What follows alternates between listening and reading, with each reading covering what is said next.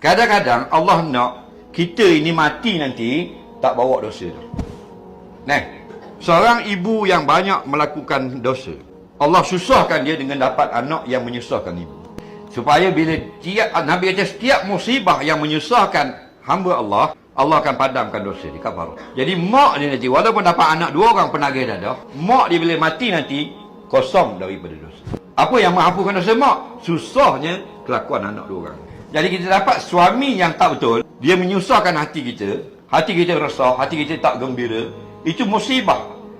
Apa makna musibah? Ma asabal mu'min minal azab. Benda yang boleh menyusahkan orang beriman, walaupun hati dia. Nabi kata walaupun kita tercucuk duri yang halus, nak dapat pahala dan ampun dosa.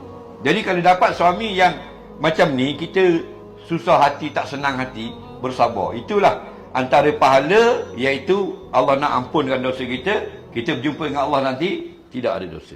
Nampak? Ada mak yang pergi balai polis lah, anak kena lock up lah begitu ya, anak teruk perangai. Nak, rupanya Allah nak kafarahkan dosa mak. Kita dapat bini jahat, muka comel, mulut macam puaka. Faham? Rupanya suami ada buat silap dulu. Allah nak hapuskan dosa suami itu, dapat isteri yang jahat perangai. Nah, lepas tu jangan tengok silap orang dulu, tengok kesilapan kita dulu, muhasabah diri di masa lalu.